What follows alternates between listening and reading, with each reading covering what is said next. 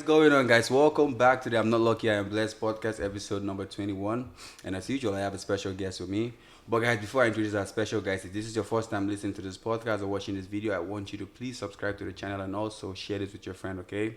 So our guest today is an author. She's currently writing a book. To be. Yeah. So to be, like, she's in the process, but hey, we gotta speak it, right? Speak it into existence. Yes. So she's writing a book on how a mom is raising an autistic child, which is very powerful. She's also the co-founder of Arabs Against Oppression, which is a non-profit organization that is helping like to fight against the oppressions in our community right now, which is a great thing that I think all ethnicities should actually start working on. She's a poet.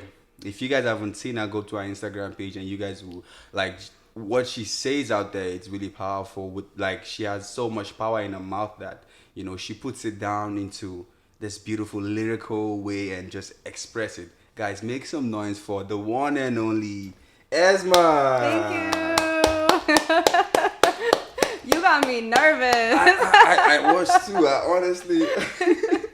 I was like, don't blow this up. I feel like there's a live audience and. Hey, that's the goal. Exactly. I see people right just watching us right now. You gotta think big. That's what I'm saying. Manifest it. You know what I mean? Yeah. How you doing? I'm doing good. It's raining outside, but. Hey, yeah. Thanks for coming, man. Like, Thank with the you rain for and having everything. me. I thought you were gonna like, cancel, but I wouldn't be mad at you because it's really. No, you understand. No, I completely understand. Nah, honestly, like I was already gonna be out, and it's like. The rain shouldn't stop you from doing what you want to be doing. Facts. Facts. And if it does, it does. But yeah, gotta keep it pushing. Yeah, still like no excuse. No excuse. My dad was like, "You went to the gym this morning in this weather," and I was like, even Des looked at me. She was like, "I'm surprised you're here." I'm like, the rain doesn't stop. In fact, that was gonna be my next point because I was gonna say you are for the no excuse. No. Like, even with the gym. I've learned. This is my growth. Facts. I feel like. For example, like throughout college, it's so easy to just be like, oh, I'll do this later, because you're just kind of in that college mentality. But then as soon as you're done, you're like, wait, if I want to see progress, if I want to see change, I got to do things now. Wow. So I woke up, and I told you, it helps that I wake up early in the morning and just go straight to the gym rather than like break my day up like that. Yeah. So I woke up and I'm like, you know what? Even last night I was like, maybe I shouldn't go. Like, maybe tomorrow's my off day. And I was like, no. I still woke up early and I'm like, no, I gotta go. Like, gotta see this difference. Change. Damn. And when you walk into the gym, you have a strong energy. Like, you're not sour being there. Like, hey, Essmaa, yes, how you do? Like, you just light the whole place up with your voice. I have a loud voice, I do, but it's a good energy. Like, thank you. Yeah, I like it. I feel like you should never settle for anything less than who you are, That's true. Like, be who you are. Like, I don't care what anybody thinks. I'm going to continue being who I am. And if you don't like it, you don't like it. And if you do, that's great. That's great, yeah. Both ways, I'm still going to win, Exactly. Yeah. Because if you focus too much on negativity, it's only going to bring you down. Facts. It's going to slow down your own progress. So for me, I'm like, I could care less. Wow. I got to focus on myself and keep it pushing. Wow. That's deep.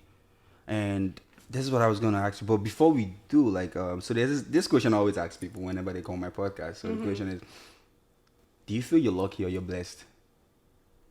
Both. Both? Can you elaborate on that? Yeah, like, just briefly, like, why do you think it's that? It's a short question. Yeah, short question. It's just like an intro. Right. Yeah. It's interesting that you asked that because I feel like growing up, I always thought I was unlucky. Oh, wow. I always thought that if there was water on the floor, I'd be the one to fall into it. And I feel like sometimes I would be. Yeah. Or like I would be the one to fall down the stairs or fall up the stairs. Up the stairs. The awkward moments always happen to you. Awkward moments always happen to me. And I feel like there was a shift in my life where I started realizing the blessings that are in my life. Yeah. So it's kind of like my mindset shifted from noticing maybe like things that aren't so great to only really focusing on the great things. Facts. And once I did, I started noticing that I feel like God was putting me in certain positions to get me to where I am today.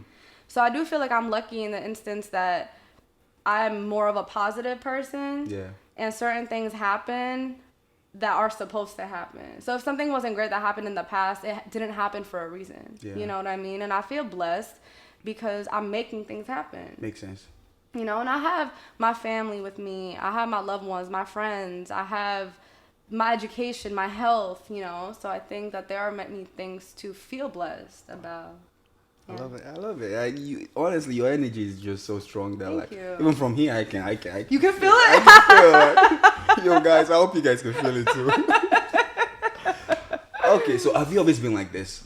You know, this positive energy person, or like you had to come to the, you know? Yeah, I have. You've always been I like get this? it from my mom. Oh, wow.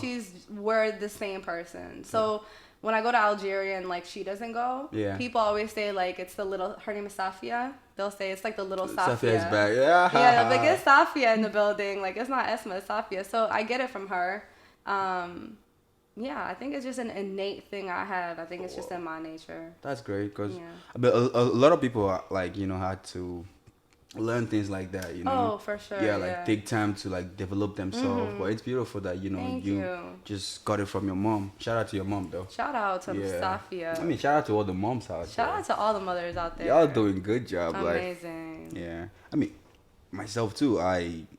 Some of my, you know, energy and all that, I got it from my mom. That's incredible. And I always tell people, if it weren't my mom, I don't think I would even be where I am today. Wow. I mean, shout out to God. God is like the number one, but like my mom is Right. like the one that, like, you know, made all this possible for me. Like That's everything you see amazing. here, like it was our plan. Mm-hmm. Yeah. So shout out to her. Yeah, shout out to her. That's why I shout out to all the Shout moms. out to you know? what's up.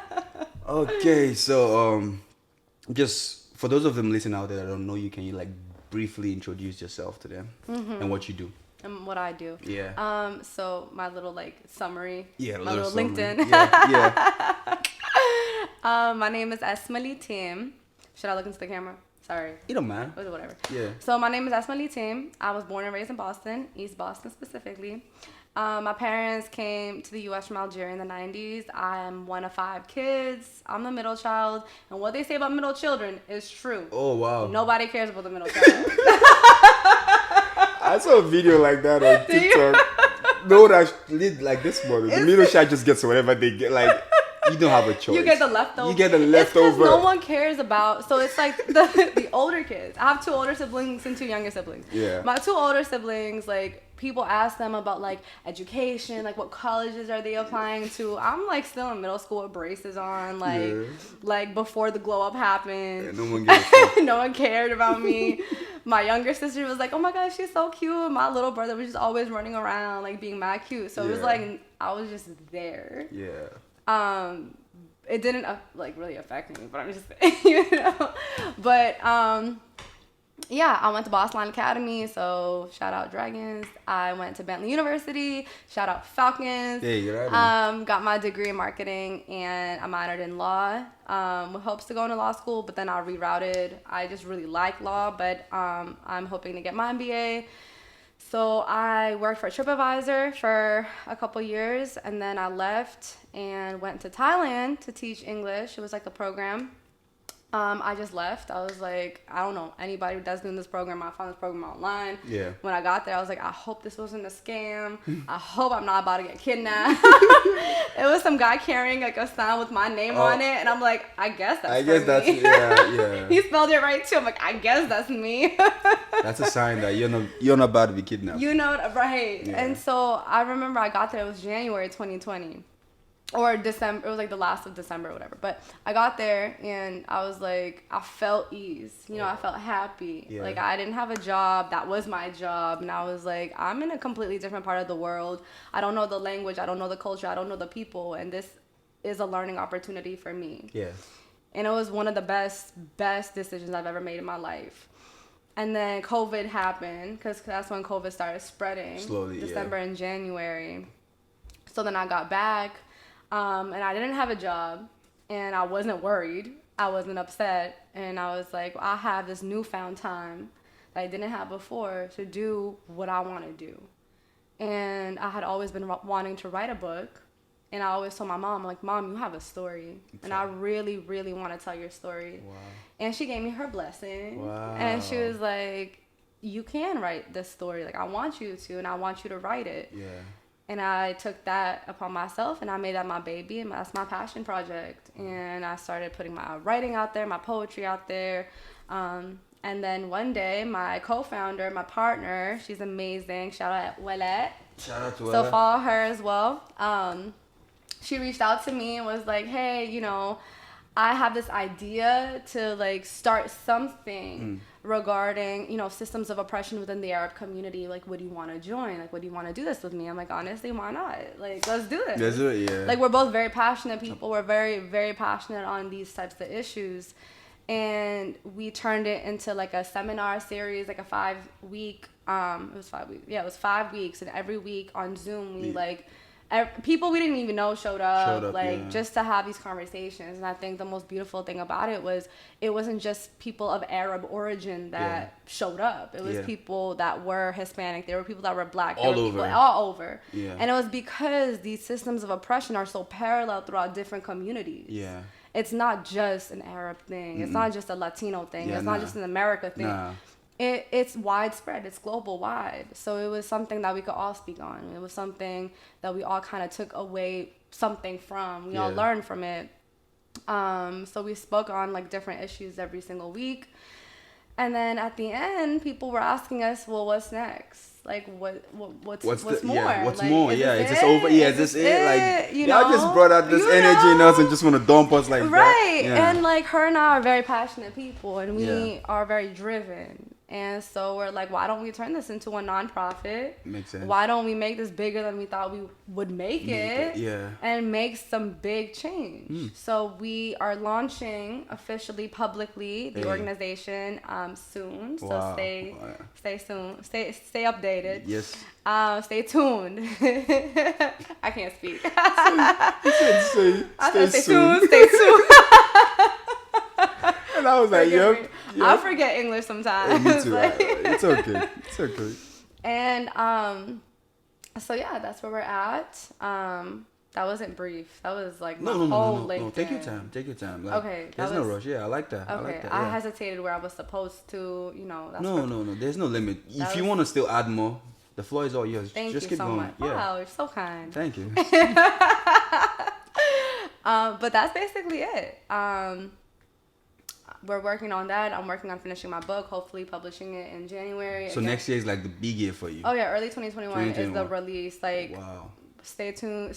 I know, marketing, all sorts of things. But I'm really excited. Like, I really want to use my voice to change things and to give people hope. Yeah. You know, I want people to read this book and feel like, wow, like there is hope. I'm not the only one. True. You know? True. I want it to be an outlet for families who are going through the same thing, because it's not easy raising a nonverbal autistic son. You know, it's not easy. And we are blessed that we have a big family, and it's kind of like an army, you know, like we all have each other's back. Exactly. Yeah, so but not everyone has that. But not everybody has that. So I'm hoping that this book is an outlet for people who are struggling, because I don't want to call it a struggle, but you do struggle through it. And you know, my parents are immigrants, and when the doctor said your son's autistic, it's like, well, what does autism even mean? Yeah. And even it was early 2000s, and it's like even doctors barely know what it is. Wow. So how are parents supposed to deal with it? You know, like how are they gonna go about raising their child? Who they're asking questions of like, why is my son not speaking? And doctors don't even have an answer. They don't even have an answer. They don't even know. They don't even know. Yeah. You know, and it's not easy, and it's like, I want this to be something where people can unite, and I want it to build a community where people can read this and feel like, wow, like it's not just me. Because it's easy to feel that way. It's easy to be like, am I the only one going through this? Like, my son is, not my son, my brother is throwing fits, and I don't know how to stop him, you know? So that's like my passion project. That's my number one. That's my baby. And I'm really hoping to put, you know, a voice to something that not a lot of people know too much about. Yeah, this is really deep for you. Because when you told me you were writing a book, like I said, I first thought you were writing a book about yourself, because that's easy. Everyone can just write a book about, I'm writing a book about myself. How, you know, like my biography by 25. how I, you know, turned my life around and stuff like that. But like, now you're writing a book from your mom's perspective. Yeah.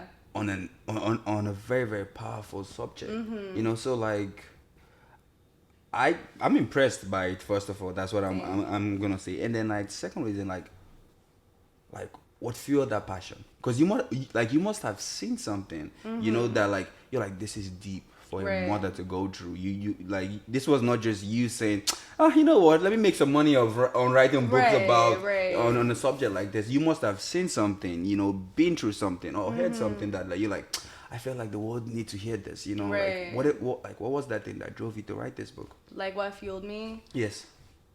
Just seeing my brother grow Yeah. the way he has in his 18 years. He's Yeah. 18 years old right now. And I think what fueled me even more this year specifically was seeing how much he progressed being at home. Yeah. And that baffled me. You know, like, he's around his family. He's not Yeah. in school because Yeah. school shut down in March. And we had to homeschool him. So we're like, I tell you, when you asked me the other day, you were like, what are you doing? What are you doing? Yeah. And you're I was like, I actually- literally I go home and I do what I have to do, and I have to homeschool my I brother. didn't even know that was what you were doing. Yeah, and so like I have to help my mom homeschool him because like it's not easy to get him to sit down and focus. He's always just running around. Running around, yeah. So I'm like, Muhad, come back. What are you doing? Sit down. And like his teachers know we all help out, you know. Facts. Like my sister does his morning class, I do his afternoon class. Wow.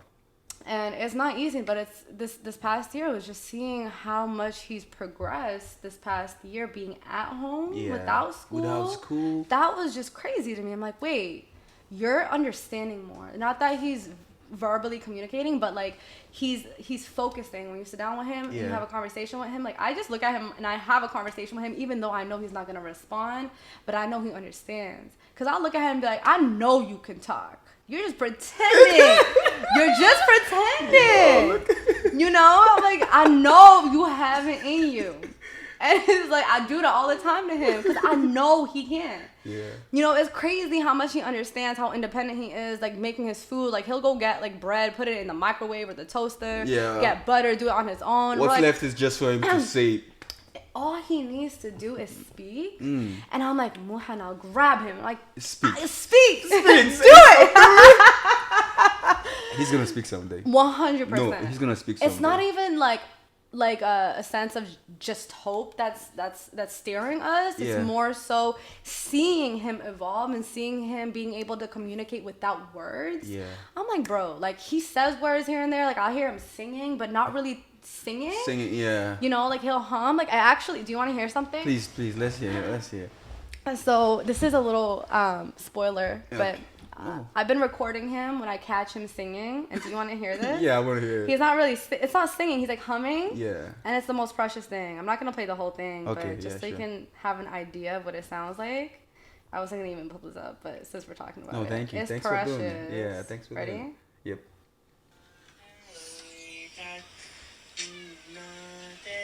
Isn't that precious? That is beautiful.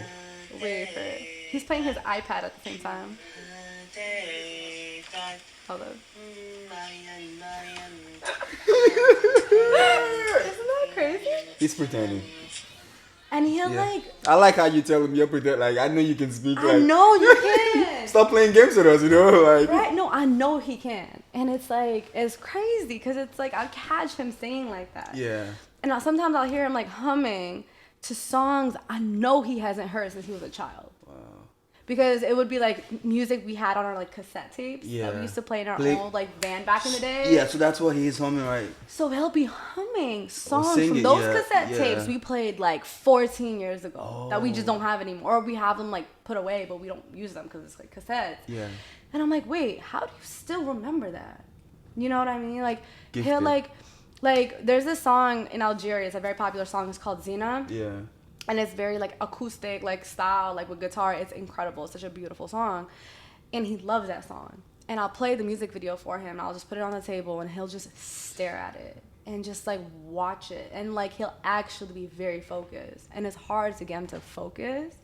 But when he there's music that he likes, he's very musically talented. Like Yeah. he loves music and he'll like, you'll hear him kind of beatboxing sometimes too. Yeah. And if there's music he likes, he'll just focus on it, or he'll just stop what he's doing and just listen. Or if it's a song he doesn't like songs with like heavy bass, Yeah. because it alarms him a little Oh, bit. okay. He doesn't like too much commotion. Yeah. And that's like a very popular I don't want to say symptom, but a lot of autistic kids don't like commotion. Oh yeah.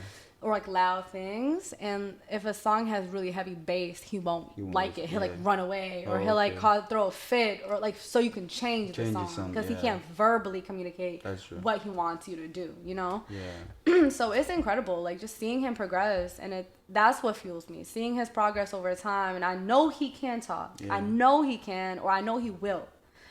And it's not just a sense of hope. It's just like, I know he has it in him. It's just a matter of when he's going to wake up one morning and be like, hey, what's up? He will. Like, you honestly, know? I think I know he will. This just makes me realize that it's all progress. He's making progress. Exactly. Yeah, he's making progress. Like, it's not like he can't. I mean, he has it in him, you know, but like, what you want to know is that right now you're doing what probably no one has done.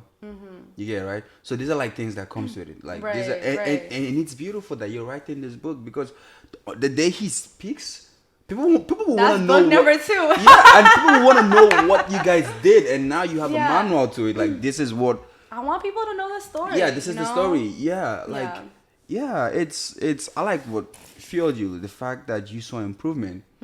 That this guy's supposed to be in school, and that's where he's supposed to grow, and but now you guys like outside the norm. That is where he's growing, and that's what 2020 has been like. Right. Yeah, 2020 has been a year where like you either swim or you die. you either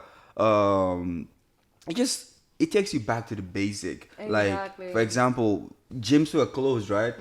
I was stuck in a situation where I had to go back to the basic of just doing at-home workouts. Right. And from there, I discovered that, look, literally, if you want to look good, you don't even have to go to the gym to look good. Right, exactly. And now that is where your brother came, like, your own story came in from. Like, you're saying that your son doesn't even have to go to school to grow or to get better at this. Like, at home, you take time, you train him.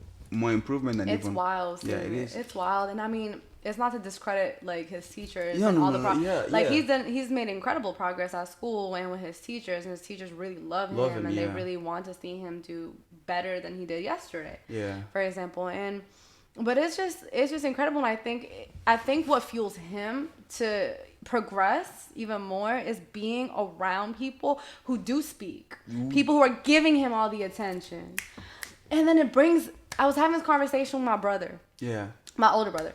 And we were talking about it. And we had gone through our old home videos, because I'm like doing something with that. And it's all of my little brother like talking in a way. When he was young, if you said 1, he would say 2. If you said 3, he would say 4 until 10. Yeah. Or he would say A, B, C, D, E. Yeah. Or he said certain words. And I feel like he reversed his progress. Slowed down. He slowed down what was happening, and then he doesn't do that anymore. Yeah. And we were talking about it. I'm like, wait, he was progressing at a slower rate, but he was still progressing. He was still saying words. Like, there was a video of him. We looked at him and we're like, Mohammed, no. Like, he was sipping through a straw and we're like, no, no. And he looked at us and he tried giving us his straw, and he goes, no. And we said yes, and he goes no. And we were going back and forth. Yeah. And I was like, and we're looking back at these videos, and we're like, because at the time we're all young, you know, so we don't really realize what's happening. But now that we're older and we understand more, we're looking at these videos and we're like, oh my God, his progress was phenomenal for a nonverbal autistic child at his age. Yeah. What happened? And it led us to believe that, you know, what if we had like $1 million? You know, what if we had personal, like, homeschool? What if we had personal therapists that spent every single day with him, 8 hours a day with him? Like, where would he be today? Facts. You know? Yeah. And it's just kind of thinking about that socioeconomic and how that really affects maybe special students that have special needs. Yeah. Because it's like a lot of families are less privileged. A lot of families don't have, like, my parents are immigrants. Like, we didn't have much at all. They started from scratch, from $0 in their bank account. So it's like they enforced us to go to school, to get that good education, to get that good job, to start our own businesses and X, Y, and Z. So for us, it's like we understand that we understand coming from nothing to making something out of nothing.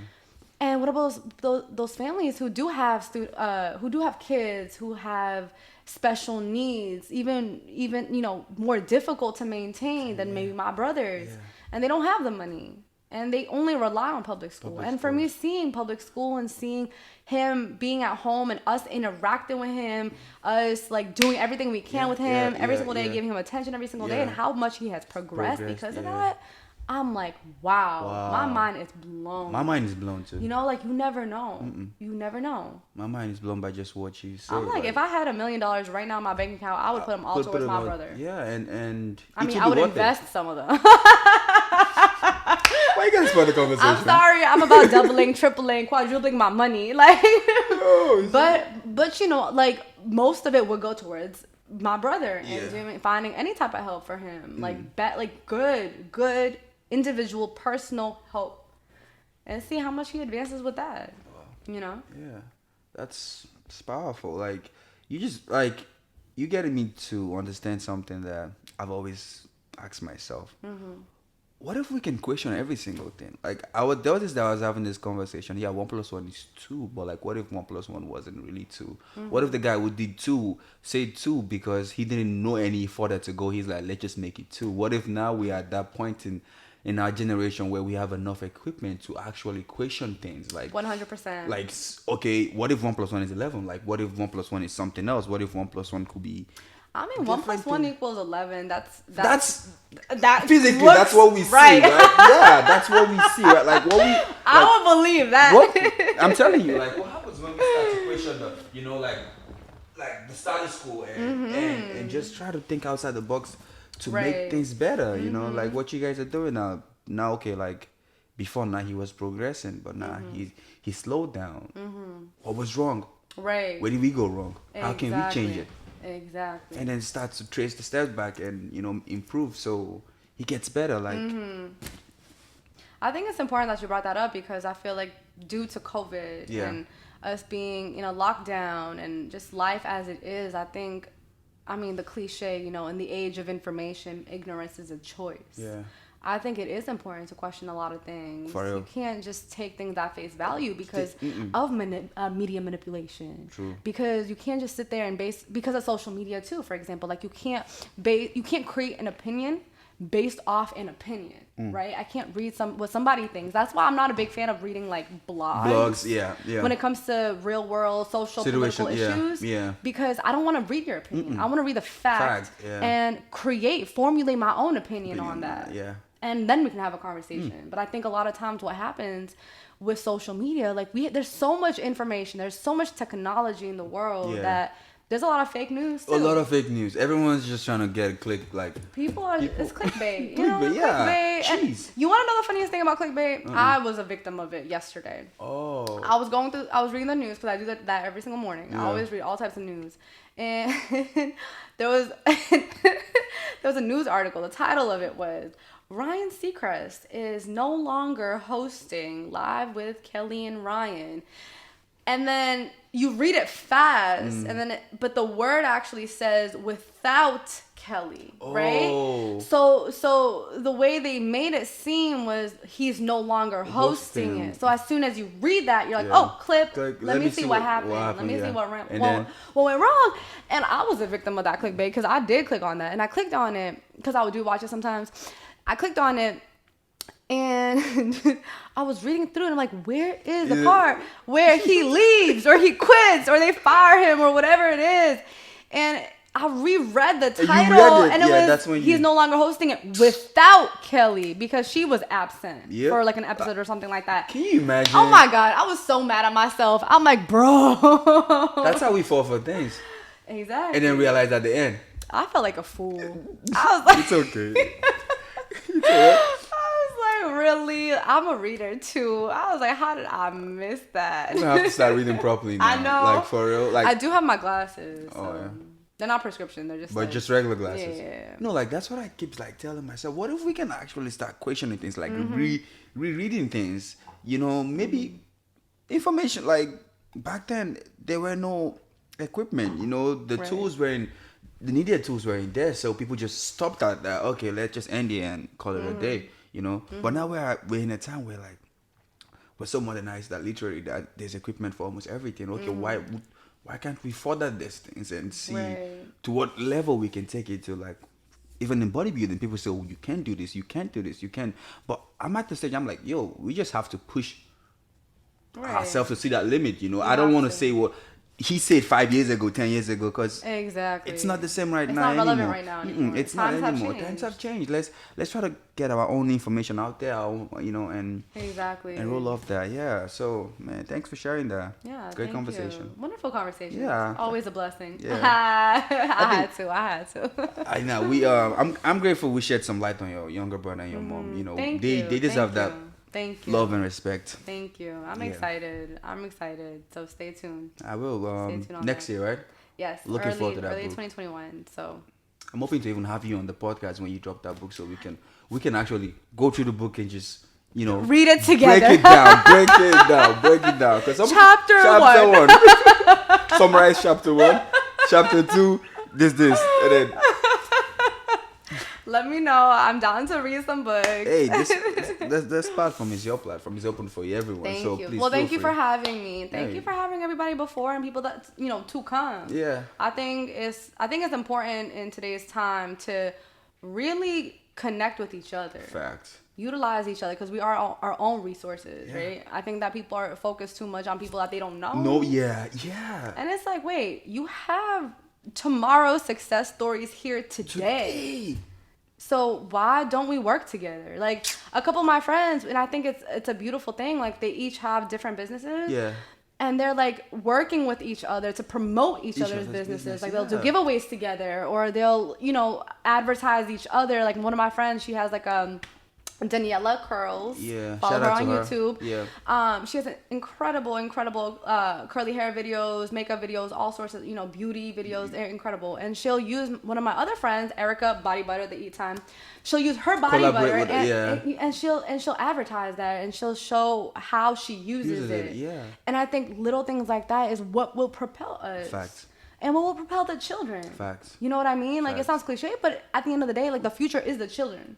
You know what I mean? Yeah. And it's like, if you don't focus on education, if you don't focus on financial literacy for these kids, where are they going to go? Are they going to follow these rappers, quote unquote, these mumble rappers who are sipping lean, overdosing? It's ridiculous. You know what I mean? I think that it's important to put into these kids' minds that if you do stay in school, get that good degree, if you do get that good job, save your money, invest your money, like build credit, things like that. That is so important, because that is what I don't want to say our parents failed to do, but our parents weren't equipped with those resources and we can't blame at the time. We can't blame them. No, of course not. But we have to make that's just the way that life happened, right? Yeah. And a lot of our parents are immigrants, and even if they're not, they probably are victims of the system of oppression that happens here in America. So what we can do is educate ourselves. Facts. And learn to teach ourselves, because when you go to school, they don't really teach you all that. They don't teach you anything. They teach you about Christopher Columbus. They teach you he sailed the seas. He loved Pocahontas. Oh man. What's his name? James Smith, John Smith. See, our history is different. The white guy that like falls in love with Pocahontas. They glamorize these the past. They glamorize these moments of history, these really terrible moments of history, so they avoid telling us the truth. True. You know what I mean? And That's it's facts. like, it's terrible. It's like with Arabs against oppression, for example, one of the sessions that we had was about the Arab slave trade. Why don't they ever teach us about how the Arabs enslaved Africans for 1,000 years? Wow. Why don't they ever teach us about how Arab-speaking countries in Africa are really Arabized countries, but they are indigenous to their lands. Yes. And they only speak Arabic because of the slave trade. Wow. You know what I mean? That makes a lot of sense. I think that there's a lot of things in history that there's sort of a question mark around. Because no one is going to open. When I was doing, it's interesting because when I was doing research on the Arab slave trade, I found not much information. I had to really dig to get the full idea, to get the full picture of what happened. And I don't know if that's done on purpose or you really have to look through the books because it was so long ago. And maybe not a lot of information is readily available online. Not like something that maybe happened only 50 years ago. This was 1,000 years of slavery that people don't talk about. Why do you think people in the Middle East have they will find African ancestry if they did ancestry.com, because African slaves were sent to the Middle East. No. You know what I mean? Yeah. So there's a lot to it. And you have to go out of your way to research. To research. Because I wouldn't have known this. I knew about it a little bit. But no, like. But not to the extent of which I know today. And that was due to research that I had to do to put on a Zoom session with my amazing co-founder to not necessarily teach, because I'm not equipped to, I'm not a teacher, you know, I'm not an expert. I'm also learning myself, but to facilitate a conversation so that people can get, you know, their mind moving, their mind thinking. So maybe inside of them, they want to then do their research after they hear this conversation that we just had about it, you know? Even if you learn a thing or two, that's better than not learning, you know? And I think that it's important to have these conversations. And I think that's what really fueled us into turning into a nonprofit organization, because we want to have these conversations. We want to break barriers. We want to break the stigma on of talking on topics that people don't want to talk about and sweep it right under the rug, and they're just like, no, we're not racist. We're just we love everybody, you know. And that makes sense. For example, that's a big issue in the Arab community, where people are colorist, people are racist, and it's disgusting to see, because I'm like, you're saying you're Muslim, so you can't hate anyone, and God loves everyone, yet here you are hating somebody for the color of their skin. Makes sense. The first Arabs were black, so I'm confused why you guys are upset. Wow. You know, there's a lot to unravel. We need to go. So now we're done with the book. Now let's go into this. We're segueing. Yeah, let's change wigs to It flowed. Arabs against oppression. Okay, let's go deep inside it. Yes. But before we do, there's something you talked about that you said we need to have conversations like this. Like, what we need is within us, not outside. And I agree with you, because before I met you, I was looking for someone to come talk about a book that they're writing. Like, I was in search for someone with an NGO. Together. I swear to God, like, I was looking for someone with. That's why when you told me, do you remember how excited I was when you were very interested. I'm like, wow, this is so nice. For real, like, that was what I was looking for. Someone that is writing a book that would just come up here and because I know there's someone out there too that is struggling with a book or something that wants to write a book. It's not easy. It's not easy. Just coming up and saying, oh, I have a non-profit organization, so everyone can know, look, you can actually go out there and do your own thing too. You get right? You don't need, so it's beautiful you say that, because I completely agree with you. Thank you. I feel like we are all we need. We don't 100%. All we have is all we need. 100%. I always say that nobody's gonna have our backs but ourselves. Yeah.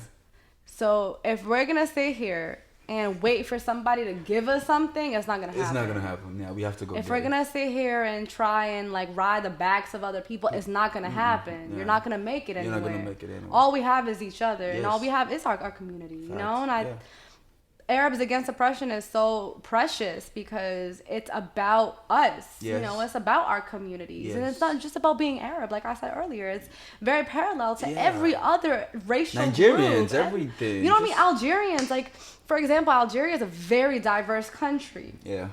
And it's part of North Africa. And I think people oftentimes, we also had this conversation the other day where it's like, people kind of within Africa, they'll see North Africa as like so different. It's like, you guys are all white, you guys aren't black, you guys are white, whatever. And it's like, wait, let's break this down. Yeah. Each country has its own extensive history, right? Facts, For example, if you go to Algeria, it's the largest country in Africa. Yeah. Do you know how many people live in that country? There are more. It's crazy because there are more Algerians that live outside of Algeria than live in Algeria. I know, immigration, right? Yeah. But it's one of those things where it's such a diverse country. The further north you go, the capital, Algiers, is in the north, a coastal city. The further north you go, the lighter people are. The further south you go, darker people are. Okay. But it just so happens that the problem with our country is it's still kind of living off of Eurocentric views of beauty, for example. Yeah. And the reason why a lot of people might see, you know, for example, Algeria, and it's like, oh, everybody there is like white or whatever, and it's like, actually, we're not. But we do have issues within our own country where people are colorist. People bleach their skin in Algeria to be lighter. People, 100%. People people in the media, they want fair skinned people in the media, people to represent the country. It's the same thing if you think about it, like with Brazil, right? Brazil is a very, very diverse country. The second largest African population lives within Brazil, right? And the faces of Brazil are people like Giselle, Adriana Lima, these women who have fair skin, maybe fair, lighter eyes. And that's the same thing with Algeria. It's like you'll have people in the media or people who represent the country who look lighter, and it's like that's not representative of the country though. And that's a system of oppression. It's not. I don't want to say it's not racism, but it's like it's a different thing. It's different. It's different in the fact that when you go to Algeria, people treat each other the same, right? It's like if you're black, people say outwardly it's normal to be like you're white, you're black, you're beige, you're brown. That is not. It's not a derogatory term for us within Algeria. In the context of we're talking about the context of Algeria, it's not really derogatory to say somebody's white or say somebody's black, say somebody's beige, brown, whatever, tan, whatever.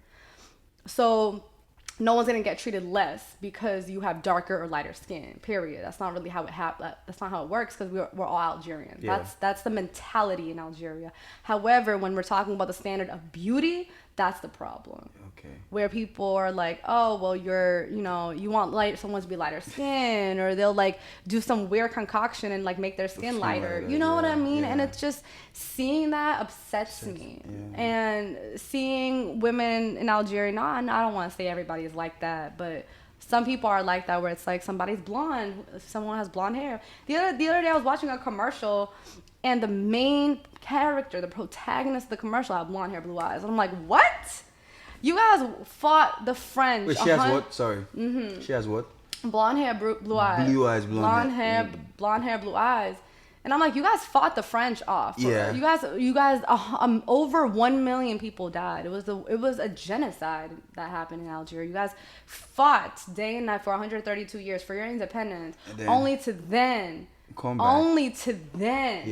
come back. And it's kind of like that weird, like, I don't want to say savior complex, but it's one of those things where you go back to your colonizer. You know what I mean? Where it's like you still revere them. And it's to be honest with you, it's disgusting to see because it's like love yourself. Love yourself, and love your ancestors love your your grandparents that fought in the war.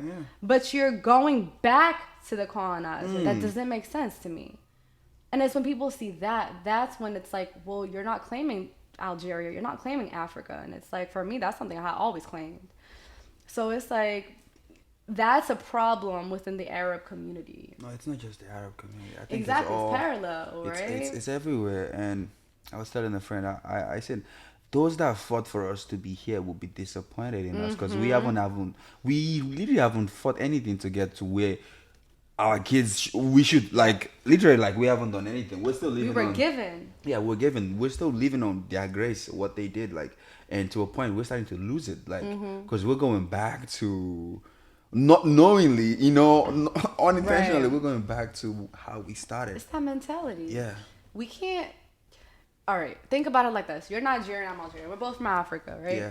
Think about how many resources Africa has. Think about how many times Africa has been stripped of its own people, of its own resources, time and time again, for thousands of years. Yes. Why is that the case?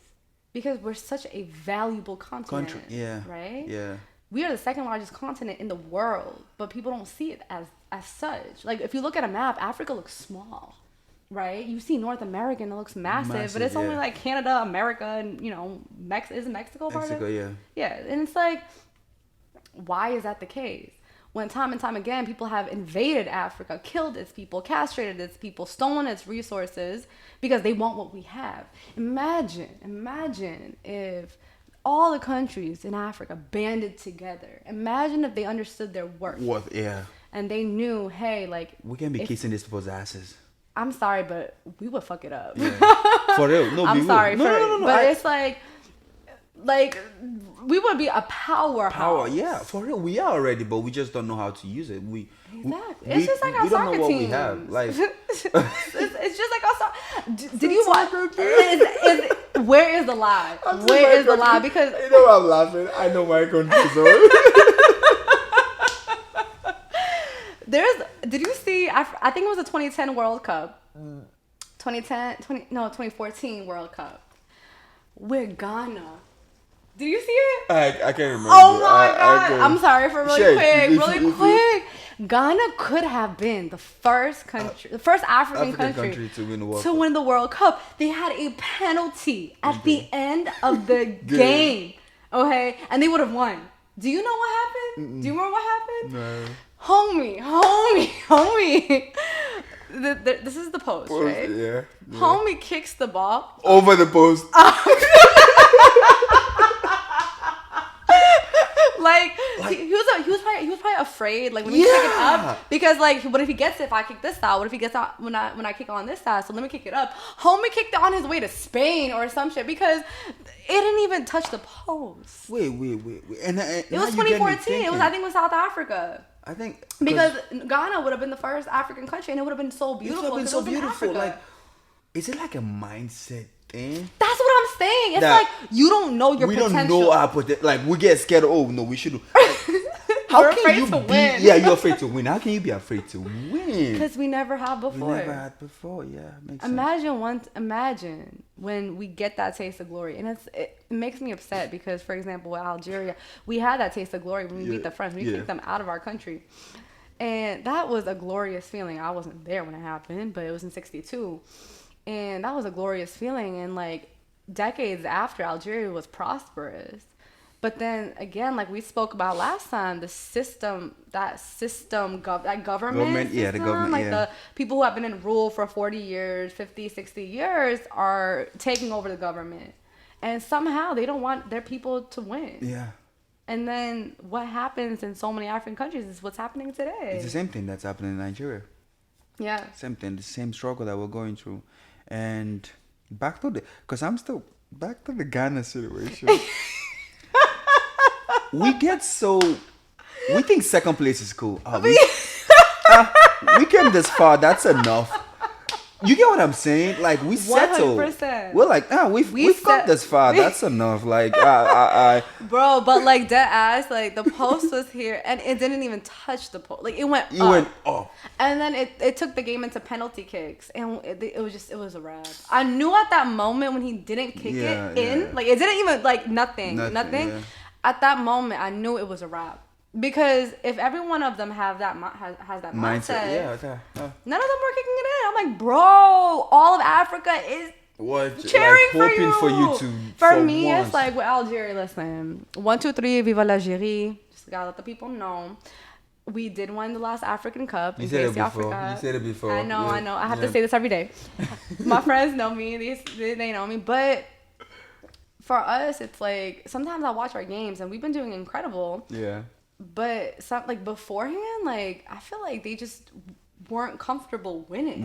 Even till now. Like they have potential, they have the talent, but for some reason that execution is not there. And it's like, what are you afraid of? Just kick the ball. It's more than just kick the ball. I know. It's more than especially when angle. you come. Yeah. Oh, you think it's about the angle? Bro, I play soccer. Don't give me that. I don't even think it's about the angle. I think it's more of a mentality thing. Like it's like we've come this far. It's enough. We didn't even expect to win in the first place. I know. You get it, right? Like some people operate in that mindset where they're like, second place is enough for us. We can just go home and chill. We'll be fine with that bronze. We'll be fine. Yeah, that gold. No, Silver. That's silver. Yeah. Bro. I'm still getting paid. The only silver I like is my hoop earrings. But everything I get that. I was like, why would you settle for silver? Like, and that's what has brought us here. Right. Because we have a different mindset. We have the mindset of to push the norms. We have the mindset to do what has never been done before. Right. To break barriers, to break limits. Because we shouldn't have limits in the first place. You know? No. We shouldn't. Not any kind of limit. And we might be small. But trust me. Mosquitoes bite, elephants don't. When I was in Thailand, the mosquitoes there were vicious. Mosquitoes bite. I'm not one to wear bug spray. I don't like bug spray. I think it's gross. But you had to. I had to carry it with me every single day because I'll be at home just scratching my. I'm like, this is gross. I'm like about to start bleeding right now. Mosquitoes are terrible. And that's what we're doing. We're small. Literally, we're small. And these people are like elephants, but elephants don't bite. We bite. Like, and slowly, something's gonna change. Bad. Yeah, it you gets bad. Bleeding. You don't start bleeding if you don't take care of it. Bug spray. And I don't think there's any bug spray for us. I know. No. I hope not. Nah, there's no bug spray for this. Maybe this vaccine that's coming out. I'm sorry. No. I had to. So, like, what are some other topics you guys talk about, you know, in your meetings? You know, you talked about the last topic we just went into. Like, what are some other issues or topics that you guys talk about at Arabs Against Oppression? Like, what are things that you talk about? So, what we wanted to do with the 5-week series, we wanted to kind of bring everything full circle. Okay. So, this was something new to us. So, we were learning as we were going. Yeah. Excuse me. And we wanted, for example, like the first couple of sessions to really be introducing what this is, like not who we are, but like what are different forms of oppression and what does it look like in the Arab community. And like I told you before, people who showed up were people of all different backgrounds, and they all, you know, nodded, like they all agreed with what we were saying because they were going through it too. And we have friends from like Latino backgrounds, and they were going through the same thing. And they're like, this is exactly what we experience in our own communities. So it really turned into just a more communal conversation. So it's more so like, what does, where'd the word go? Like, performative behavior. Okay. You know what I mean? Like people, like, for example, like, when people were posting a black square for Black Lives Matter, right? I like blanked out, but when people were posting black squares for Black Lives Matter back in, I believe it was April. I remember I used to work with someone, not putting his name out there, but he, I don't know if he's racist. Like, I think he's racist. I think he's racist. The fact that you think it makes you know what I mean? Like, I think he's racist. Because some comments he would make, you know, and he is of Latino background. And and I was baffled. I literally saw him post a black square, and I was like, that is performative. That is performative because, one, I know you don't believe in this. You don't believe in... okay, now I get what you're saying. I know you don't believe in this, so why are you posting it? So you know this guy don't completely... 100%. He was supposed to. 100%. Like, just because everyone else is, let me just... But what makes matters worse is a week or two later, because I was being curious and nosy, I went back on his page and he was gone. What did you say to him? Did you say anything to him? I kept my mouth shut because I was like, honestly, like I could sit here and cuss you out all day because I really can. But I got better things to do with my time. Facts. I really do. So like, I just thought it was the funniest thing ever. And like one of my other past coworkers noticed it too. And I'm like, bro, like, did you see this? Like, like that's wild to me. Like, that's actually ridiculous. So things like that, like people post, like people simply posting like a black square because that's what everybody else is doing, and they don't want to be seen as someone who doesn't support black people, but they really don't anyways. And it's like, bro, like come on, like.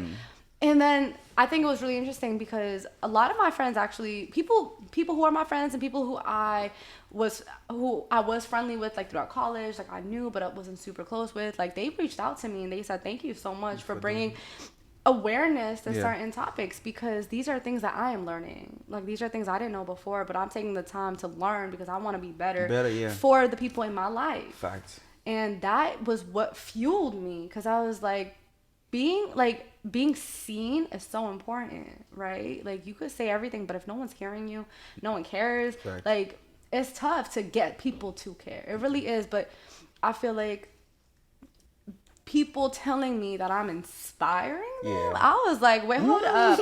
I know my voice is loud, but what? My mind was blown. I'm like, shit, who am I?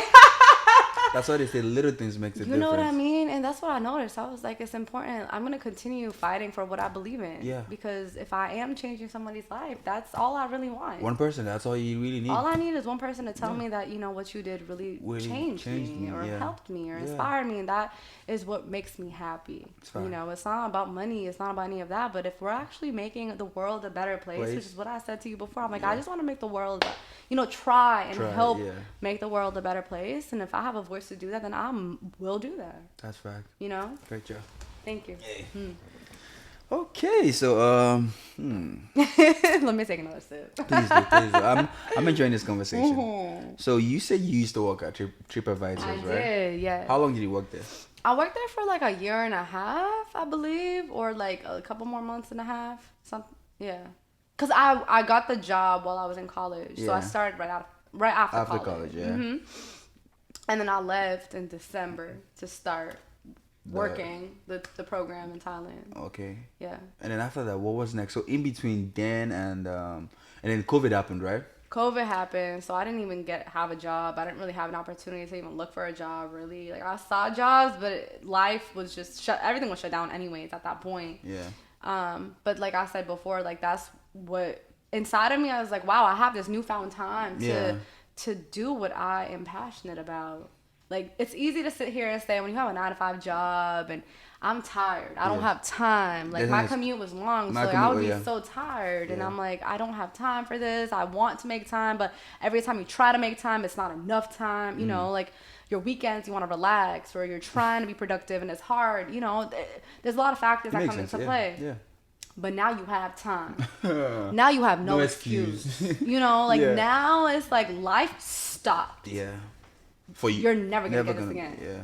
So take this opportunity to do something. Wow. Take this opportunity to do something that you've always wanted to do. If you wanted to learn a language, take the time to learn a language. Fact.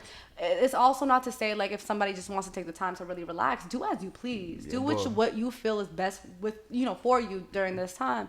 But I do think, I wholeheartedly 100% believe that you should take advantage of this time that you have. Yeah. Because you're never going to get it back. Fact. After that, everything is just going to go back to... Do you ever think about that? I was thinking about that yesterday, where I was like, the first time I can walk out of my house without a mask on, like, do I have to reintroduce myself to people? I think that's a good one. You might have to, because you know, like, people are gonna get used to you with the mask on, and they're like, oh, what? I'm getting used to me with the mask on. I'm like, bro, I can talk shit under this mask and nobody's gonna hear me. Yeah. I like playing music in my ears when I'm walking outside. You're singing and I'm singing in my mask and nobody knows. I'm talking to myself, nobody knows. I'm like, I don't really have to look cute either. That's why I be coming to the gym looking like scrubs, because I don't care. But I'm like, wait, after this, I gotta put extra chapstick on, extra lip gloss on. Wow. You know what I mean? I get what you're saying. So I think about that. I'm like, at what point is it just gonna be a switch and everything's gonna kind of be normal? Back to normal. Like, here's a vaccine. Are we gonna pick up from? Or is it just gonna slowly like, and, you know, get better? Or what does that look like? Yeah. And they say by next summer, life should start to get back to normal. Wow. But it's like, wow. I don't know. It's like, I don't want to say here I am being a skeptic of a vaccine that they made in under a year, but I am very skeptical of it. And I think I think a lot of people are very skeptical of it. And there are people who are like, oh, well, like, if you look at the ingredients, there's nothing bad. And it's like, if it's nothing bad, then I don't need it. You know what I mean? I haven't gotten a flu shot in like 4 years. Me too. You know what I mean? Like, why do I need to put that in my body? Yeah, no, you don't have to. But then again, is that selfish to say? Is that, you know, like, are they going to start mandating that vaccine? You have to go, in order to go back to work, you need a vaccine. In order to go back to school, you need a vaccine. In order to travel, you need a vaccine. And that's a little suspicious to me, if I'm going to be honest with you. Yeah. But we ain't going to get into conspiracy theories right now. That makes sense. But you know what I mean? Like you said before, like, you have to question things. Yeah, no, you really have to. I'm not going to just stand here and just going to say, take it. No. I'm not going to just be like, I'm going to take that vaccine, and all these, you know, political leaders are like, yeah, I'll take it on camera, like, whatever. And it's like, it's performative. Yeah. You know what I mean? A lot of things are performative. And it's just like, I don't know if I trust it. So I'm going to just sip my wine. Yeah, please do. Mm-hmm. Mine is almost true. I've been slow with it. Wow. Okay, so now we're coming to the end of powerful conversation. No, it is powerful. I appreciate you. No, thank you for sharing all your story, man. Thank you for having me. It's an honor. And I'm looking forward to having you again. Like I said, you know, let me know. When you drop the book, let me know. Hey, I'm even looking forward to having your co-founder and you on this platform. Oh my God! That would be nice. Like, I have mics She's for two. Amazing. I have mics for two. You so would let love her. No, she's amazing. Nah, she is. She's incredible. She's such a powerhouse too. Like, I mean, just to think of something like that and just reach out to you and y'all just did it. It's beautiful. Thank you. Yeah, we live in a society where people think things and never execute. You know, people don't take actions. It's, like maybe they're afraid to take action, or they're discouraged, Yes. or they failed and are afraid to do it again. And I mean, I completely get all of that. And I feel like in the past I haven't done things I wanted to do. Yeah. But then I feel like I've also gotten to a point where I'm like, wow, I am turning 25 in 2 months, and I can't continue to say I'll do this later. Yeah. Or I'll just won't do it. It's fine, because time goes by so fast. 2020 was fast. Too fast. At first it was slow. At first it was slow. Listen, Yeah, I mean, at first it was slow. I call March and April filler months, because it's like, I don't care. I just want summer to come. Yeah. April goes by too slow. March is just a weird month. It's just like an awkward month. That's my month though. Please be nice. Is it your birthday? Yeah. When is it? 22nd. March 22nd? Yeah. Isn't that the odds of... No, March 15 is the odds of March. Oh, I don't even know what that I went to Latin Academy, so we taught you. But like... I'm sorry. I'll take that back. But like, March, April, May... Everything went slow. Yeah, that's what I think too. Because life was... No one knew what was happening. I feel like a lot of us were in like... depression, like, you know, forms of depression, and just like, oh, my anxiety levels were high, and I feel just the race war, everything that's been going on, like, I think weighed very heavy on a lot of people. And if it didn't weigh heavy on somebody, I think you're crazy. Like, no, you did on me too. You know what I mean? Yeah. I feel like it was very heavy for everyone, and it was tough, because it was something that we've never really experienced before. And it's like, yeah, there have been like other, you know, things in the past. Yeah, like, yeah, but not like this level. But not like this. I know. And it's new to us, and we're like, oh my God, we have to stay home. And luckily, I live near like a stadium and like parks, and so I'm able to like work out and like run. And it was nice. It was always nice to be out in nature, you know. Not that you take that away from us. Mm-hmm. Nothing should, you know. Exactly. Yeah. It's part of like your health too. Makes you healthy. Right. Yeah. 100%. Like, if you're not feeling good, go for a walk. Go for a walk. Yeah. Go for a walk or a run. Or look at trees. Look at nature. 100. Breathe the air that the trees are giving you. I mean, don't breathe that coronavirus, but you know that moment when you're like, I'm not gonna lie, I take off my mask sometimes when I'm like running. When I'm running at the stadium, I'm running. Like, there's nobody around me, you know? Yeah. And I take it off and I feel free. Yes. You know, I feel like, wow, like the sun is beaming, the trees are happy, the bird.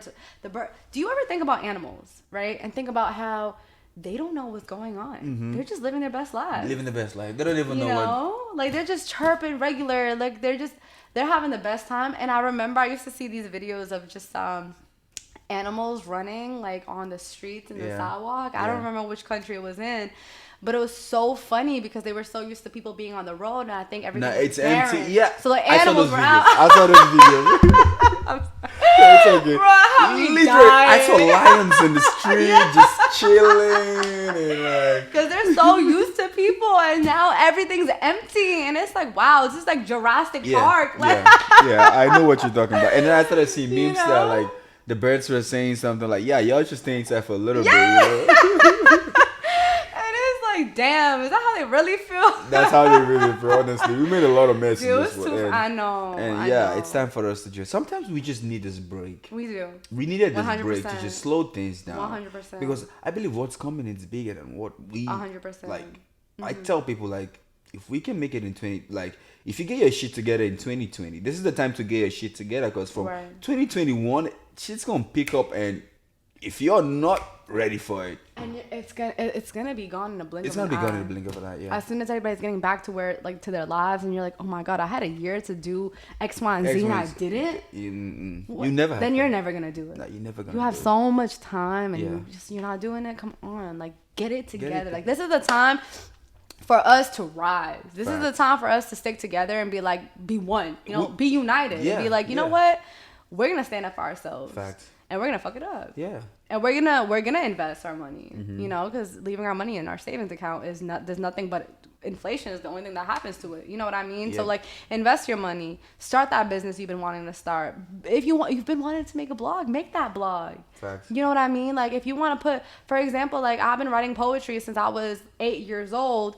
And it was always something that it's my passion, Yeah. you know, like it's something I always love to do. I always sit down and I always love writing poetry, and it comes to me at like random times. The worst is when I'm trying to sleep and I'm so tired and it just comes to me and I'm like, oh shit. Oh, wow. So I have to take out my book, start writing. And I can't sleep until I'm done with the poem. Oh, you know what I God. mean? It happened to me 2 nights ago. But anyways, like that was something, like I told you, like the video I posted, like it hit me where I was like, I was doing open mics last year, and I was like, I really want to put my poetry out there. And I'm just nervous. I'm scared. Like it was something always personal for me. And once the shutdown happened, and I had this time, and I'm like, bro, you know what? What is the worst that's gonna happen? That's the question we need to, like, what's the worst that's gonna happen? People aren't gonna like it. What? Like, who cares? You know what I mean? Like, I'm not afraid of rejection or anything like that. So for me, it clicked in my head. I was like, this is my time. Yes. And so I started posting, and I started being more open about it. And I think that... And then reaction is coming great, right? Exactly. And people are receiving it. And I'm like, wow, like, this makes me happy. This is what I wanted, but wasn't sure that I was going to get. But, like, here it is. Now I got to keep it moving, keep it pushing. Because I started, right? Yes. You have to start. Which is the most important thing. Which is the most important and the hardest part. Yeah, my dad always talks about going for runs. Like, he'll like, run with my mom sometimes. Yeah. My mom's a runner. She loves running. But my dad, I think it's hard for him to get into it. Like, he's played soccer his entire life, but he had like a knee injury. Yeah. So he stopped. But I'm like, Dad, you have to run. You have to be active. You have to be active, yeah. And for him, I think it's like that starting. You know, like it's hard to just because you're afraid or you're just nervous. You push yourself. Yeah. Push yourself, and once you do, you're gonna be happy that you did. And you know what's funny about pushing yourself? The moment you push yourself in one field, you automatically start pushing yourself in other fields. Once you know that, I pushed, nothing really happened. Like, okay, let me put this in this field, and then that field, right? And before you know it, you're someone that just loves to push things. Like, it's incredible because when you say that, I envision a flower, right? And it's a beautiful thing. As soon as you start to grow, like. For me, like, for example, like, at the gym. Yeah. Like, I was always lazy. I was just like, you know what? Like, I know I want to be, like, I have a goal. Yeah. And then once I started seeing progress, it's like I was addicted to seeing progress. Yeah. And I was like, wow, I'm seeing this progress. I want to continue seeing progress. And I want to keep busting my ass. And I want to keep getting better. Yeah. It's that moment of clarity of, you know, I can do it, and I did it, and I can just continue to get better. And growth is a beautiful thing. It is, because once you see yourself, and I always say it's important to note things down. I'm a writer, so for me, I mean, maybe it doesn't work for everybody, but I love writing. Like, I always write my to-do list, my short-term goals, my long-term goals. I always write everything out, because for me, I'm like a visual person too. But it's like, when I see that progress, when I see myself crossing something out, and my list is getting shorter, and I'm just crossing it out, I'm like, wow, it's just like that satisfaction of actual progress, productivity, and growth. I'm like, wow, once I cross out write a book, oh my God, it's like next thing. So excited. That's my next thing. My next thing is launching. Arabs again, just putting it out there, like launching it officially. But my number one is my book. Like, as soon as I can cross out, like, publish my book, like, oh my God, I feel you. I'm be very happy. Yeah. I'm be very happy. We're gonna celebrate. We will definitely celebrate. In our homes, if we're in a shutdown, I'll be in my room celebrating. It don't matter. FaceTime, whatever it is, FaceTime, Zoom calls. Like, we gonna celebrate, you know? Yeah. So it's that moment that you see the growth, that's when you're like, wow, I did that. I can do more. You know? Yeah, once you cross out one goal, it gives room for another goal. Exactly. But until you cross out that goal, it's still... The things at the bottom will never come to the top, you know? Exactly. Yeah. Exactly. So that's powerful. Power. Yeah. So, this is going to be my last question for you. Okay, I'm ready. What are some of your challenges that, you know, in this whole process of you writing a book? Because so many challenges. Yeah, I know. Like, let's actually talk about this, because we made it sound so easy. Like, it's not. Yeah, you just pick the pen and start writing a book from your mom's perspective and all that. Like, you know, what are some of these challenges, these failures that you've had, and how have you been able to overcome them? Right. Yeah. It's funny. I actually like this question because this is something I tell myself, and this is something I tell my family when I'm talking about the book. Yeah. It was something I knew I wanted to do. Yeah. I didn't realize. I knew it was gonna be difficult, but I knew it was gonna be tough. Like, I knew it was gonna be difficult, but not to the extent of which it was. Okay. Because of the nature of the book. Makes I'm sense. writing this book from my mom's perspective. Yeah. So I had to interview my mom for like 4 months. Wow. I had to, and when she had time, When right? she So had she's time. busy doing whatever. So I'm like, Mom, and you're asking your mom to tell you about her life. You can't just be like, Mom, tell me about your life. Mm-mm. So I had to figure out ways to break it down Yeah. for her to remember, because you're also working on time, right? You have a timeline. You also have like this idea of, is she gonna remember this? Does she remember how my brother was at age 7? So I had to formulate ways to ask her. I had to break down her life, that I felt like I was getting to know her.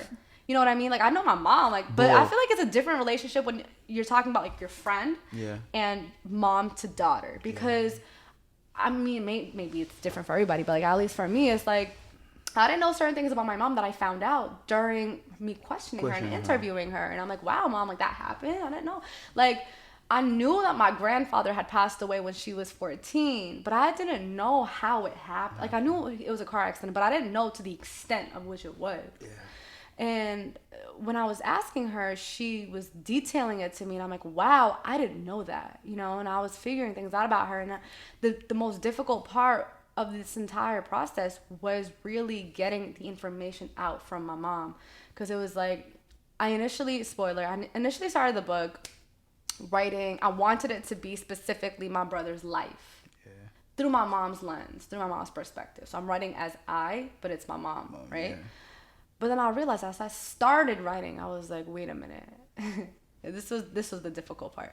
I was like, wait a minute. I can't just start writing about her giving birth to my youngest brother, because the reader doesn't even know who she is. And I'm like, okay, well, now I have to completely change this. Yes. So I had to go through another like month and a half of interviewing her about her life prior to even coming to America. And then I took that as an opportunity to teach people about the Algerian culture, about immigration. So it was me asking her about her life when she was in elementary school, and about middle school when she dropped out to take care of her family, you know, things like that. So being able to sit here and break things down, because there was a moment where I was like, Mom, okay, like when my little brother was in this grade at this school, what teacher did he have, right? So I had to use certain symbols in his life and her life to remind her of things. I felt like I was in like therapy, like using psychology, right? Basically psychology. So I'd be like, okay, remember this one teacher who he probably had for a year. I'm like, do you remember her? And she's like, yeah, I remember her, or him, or whatever. So I'm like, what do you remember about that teacher? Yes. And she would tell me. And then we would slowly break down the story. And then I would have to break it timeline-wise, because it's in chronological order. So that was the most difficult part of this entire process. Because when you ask somebody to tell them about their lives, it's different if I was writing about my own life, right? Because it's my life. It's your life. It's me. Yeah. But for me to sit here and ask her about her life 50 years ago. She's 55. So about, even when she was 5 years old, when she was 10 years old, 40, 30 years ago, it's difficult to ask somebody to remember that. That was difficult. Cause I started in like probably March, April. Didn't finish interviewing her until probably July. Wow. Every single day, or every day I could with her, I'd be like, Mom, can you write? And sometimes she's just not in the mood. In the mood, yeah. You know, and that's what writing is. Writing is a creative process. And I think another difficult part of this journey is me as a writer, as a poet, I can, but it doesn't come out as great if you were to just sit here and tell me, hey, S, write about this. Now I'm just like, okay, well, I need to be inspired. I need to feel it, because I write based off emotion. That's why I told you I read a lot about social issues, because these are things I'm passionate about. So if I think of something and I'm fueled by something, I instantly want to write about it, you know? Or it'll just come to me based off how I'm feeling, maybe even subconsciously. And so, like, sometimes she's not in the mood. Yeah. Like, she can't think, you know, or she's busy or whatever. So I have to go by her time. And another really difficult part that I'm still going through today, because I have to finish, I'm almost done writing it, but there's like that last chapter, like, oh my God, you're like not in the mood. You have writer's block. You want it to sound good. It's not sounding good. And you're like, oh my God, I know how to speak English, but why isn't this working out for me? Why can't, so you pull up the thesaurus and you're like, these words are trash. Like, so that, just the process, it's not easy.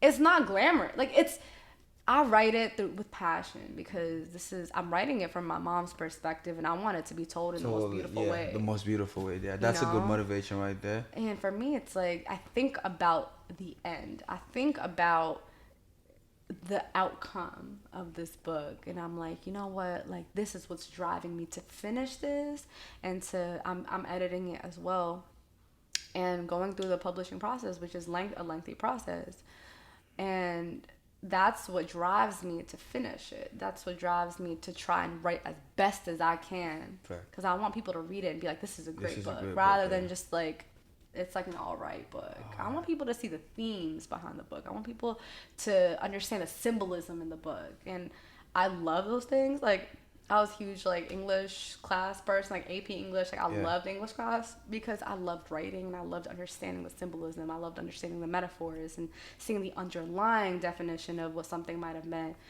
And that's everything I am including in the book.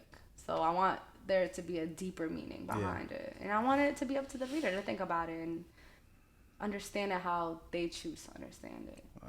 Mm-hmm. This is a powerful book. Like, I am looking forward to reading this book. I'm so excited. Thank you.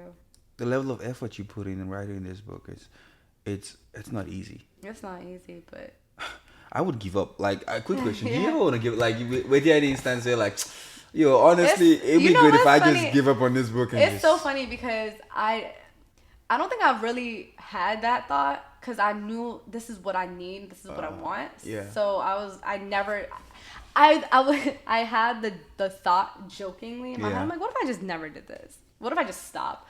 But there is nothing inside of me that is stopping me. Wow. There is nothing that will happen in this world that is going to stop me from putting this book out there. It's powerful. I can't go through everything I went through. Only to just be like, I give up. Who am I? What? Who am I? The gods to. If I can't finish this, if I can't publish it and put it out there for everybody to hear and see and read it, then who am I? What can I accomplish? This is my passion project. If I can't accomplish my passion project, what will I accomplish in life? Boy. You know? So no, to answer your question, never giving up. Wow, I like that. Thank you. You're welcome. Thanks. Oh, we're gonna end this conversation with that. That wraps it up. Mm-hmm. That's a powerful way to wrap it up for real. Like, never give up. Never give up.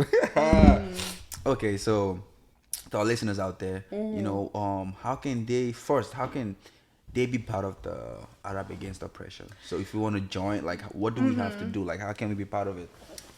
So that comes with the launch video. So once we officially put everything out there, you can join our mailing list. That's when we're going to start having workshops, and we're going to obviously via Zoom or any other means virtually because of life right now. But, It's okay.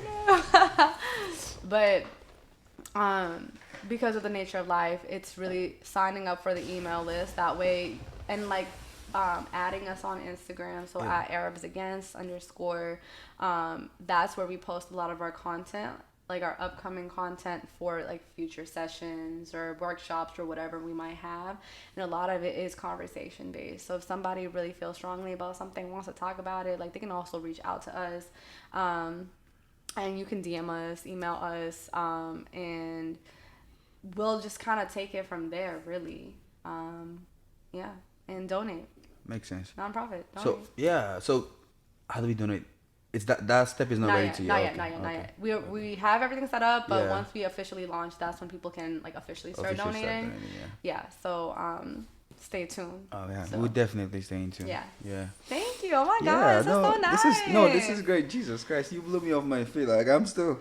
You're still here though. I mean, physically, but mentally, like, Probably out there looking for your book right now to read it. Stop it. I'm looking for my book. I'm waiting for it. I'm like, I see myself on the queue waiting for that book just to, like, you get me hyped right now. Like, I'm excited. I'm excited to read that book. That you're excited. No, for real, I'm excited. I want to people read to that feel book. that. You know, I want them to feel the emotion. Yeah, I'm also looking forward to you launching your NGO so we can see what's about, and just it's a beautiful thing you're doing, okay? And that's what this platform is about, celebrating someone like you that is doing so much, but the world is actually not seeing you. You get it, right? So thank you so much for what you're doing. We love you so much, okay? Thank you for having me. Hey, Thank you for having this platform, like I said before. I think it's very... Oh, no, there it goes again. It's okay. We'll just leave it there. Yeah, let's just leave it there. It's fine. This is the closing out. Yeah, you can do whatever. These are the closing credits. But thank you for having me. And thank you for also having a platform where you're showcasing people in the community who are doing things. Yeah, my pleasure. Because like I said, like you said, excuse me, people aren't seeing certain things. And I think that we need to keep using each other and uplifting each other because we are our own resources. For real. And like I said, nobody's going to have our back but our own. Yeah. So I think that it's time that we rise together. Facts. So Rise together. Wow, that's another good line again you brought up there. There you go. So how do people reach out to you? You can reach out to me via Instagram. I would say that's probably the best way. Okay. At Essmaa, YESS_MAA. It's really my name, Essmaa. Yes, man. But somebody else had it without the underscore. I was yes. so mad. I was like, bro.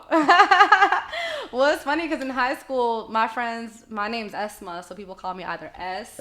or Ma. Oh.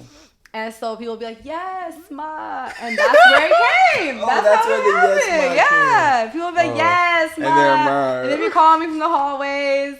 And that's how Yes, Ma was, birthed. That's how it was born.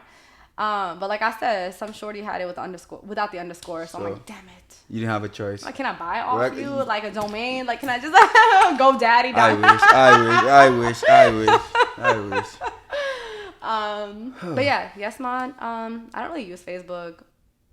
Not Facebook is there. I don't really use it. Yeah. Or connect with me on LinkedIn. LinkedIn's also, that's my name. Essmaa. Okay. How do you spell your last name? Litim. Litim. Okay. It makes sense. There we go. Yeah. So. Yeah.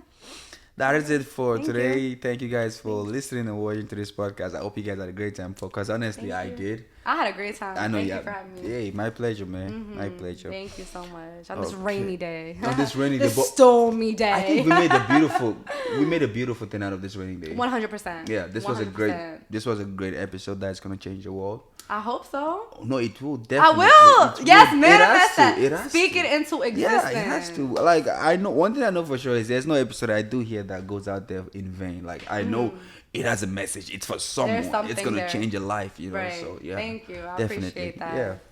Wow. Okay, so with that said, we'll see you guys next week, and don't forget to pay our sponsors, Devin and Associate, a visit. Okay. So guys, peace. Peace out.